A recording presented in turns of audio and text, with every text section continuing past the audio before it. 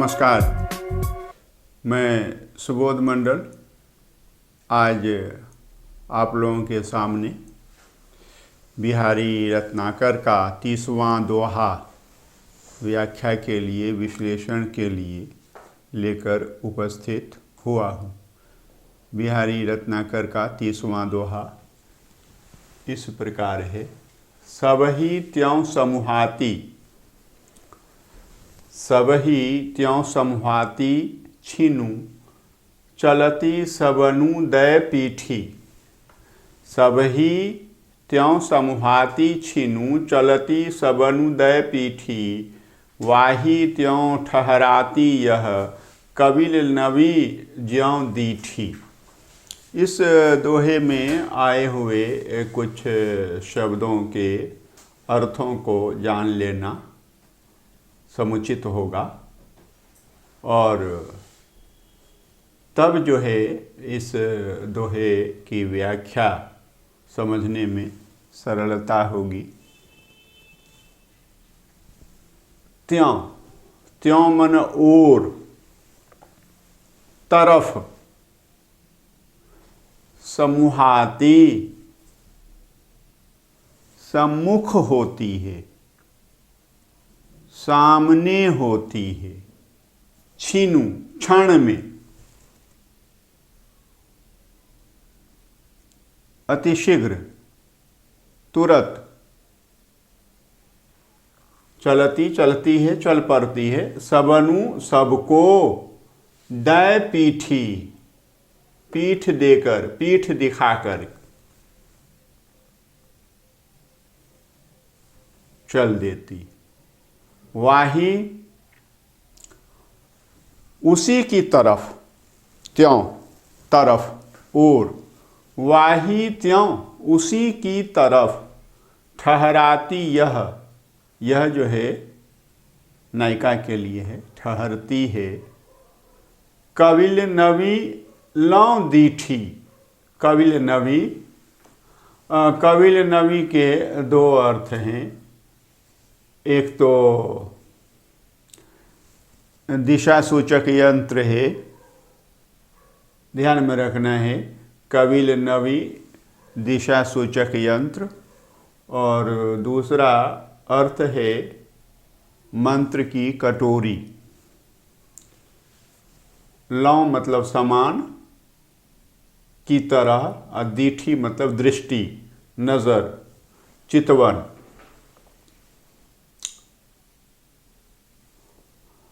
मंत्र की कटोरी को समझ लें।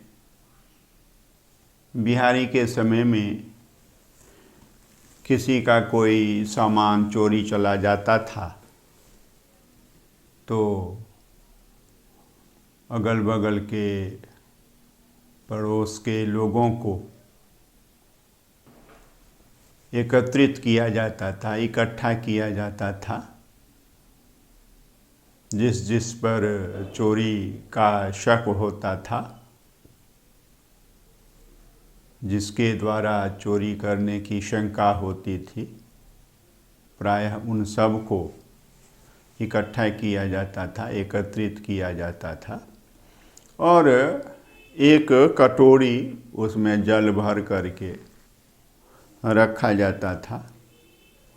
और ओझा जो है, गुनी जो है, मंत्रिया जो है, मंत्र पढ़ता था और वह कटोरी जो है सबके सामने जाया करती थी और फिर उसी के सामने जाकर ठहर जाया करती थी, टिक जाया करती थी जो चोर हुआ करता था। अब इस बात में कितनी सच्चाई है, नहीं है, इसके विषय में सुबोध मंडल कुछ नहीं कह सकता है, लेकिन यह हुआ करता था। एक तो कबिल नवी, एक अर्थ बताया मैंने दिशा सूचक यंत्र, और दूसरा मंत्र की कटोरी। दिशा सूचक यंत्र के विषय में हम जानते हैं कि उसकी सुई को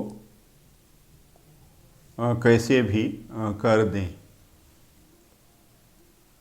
कहीं भी विषुवत रेखा के प्रदेश को, क्षेत्र को छोड़ करके, तो सुई जो है दिशा सूचक यंत्र की उत्तर की तरफ हो जाती है। नायिका है और उसकी समस्या है। उसकी समस्या यह है कि वह अपने प्रेमी की तलाश में है, अपने आशिक की जुस्तजू में है, अपने प्रिय के संधान में है, और इसके लिए वह सबके सामने जाती है, सबको देखती है। परंतु किसी के सामने टिकती नहीं, ठहरती नहीं। मुंह मोड़ करके, उन सबको पीठ दिखा करके वह क्या करती है, वापस हो आती है। और वह जो है वहीं ठहरती है जहाँ उसका पूर्व प्रेमी रहता है, जार रहता है। जार जो है ध्यान में रखना है, जार, और इसी से यार शब्द बना। मैंने बताया हुआ है अच्छी तरह से इसकी उत्पत्ति के विषय में। और यह जो होता है उपपत्ति होता है, उपपत्ति होता है, पति नहीं होता है, उपपत्ति होता है। और यह नायिका जो है परकीया है, और बताया उसकी समस्या, और उसका प्रश्न भी यही है। और उत्तर जो है दिशा सूचक यंत्र की तरह, जिस तरह से दिशा सूचक यंत्र की सुई उत्तर की तरफ, तो यह भी अपने उपपत्ति की तरफ जो है मुँह करके खड़ी हो जाती है, ठहरती है, और कहीं ठहरती नहीं है। यह ध्यान में रखना है। देखते हैं, सब ही त्यों समूहाती, सब ही त्यों समूहाती। कौन समूहाती है सब ही त्यों? तो यह कौन? नायिका। यह परकीया नायिका है। यह जो है सब ही त्यों समूहाती, सबकी ओर, सब ही की ओर सम्मुख होती है, सबकी तरफ जाती है, सबके सामने होती है, सबके सम्मुख होती है, सबको देखती है, बूझती है, समझती है। छीनू और क्षण में, चलती सबनु दय पीठी, और सबको पीठ दिखा करके, सबसे मुंह मोड़ करके, सबको एक बारगी ही नापसंद करके चल पड़ती। और वाही त्यों ठहराती यह, और उसी की ओर यह ठहरती है, उसी के सामने यह ठहरती है जिस ओर उसका जार होता है, यार होता है, उपपत्ति होता है। और किसकी तरह यह उसी ओर ठहरती है? इसकी दृष्टि ठहरती है कविल नवी लौ।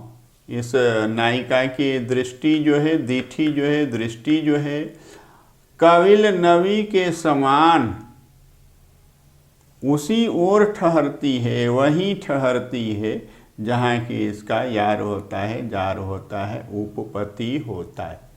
यानी कि दिशा सूचक यंत्र की तरह जो सुई होती है वह उत्तर दिशा की ओर ही वह स्थिर हो जाती है। तो इसका उत्तर भी इसको अपने पूर्व प्रेमी में ही मिलता है।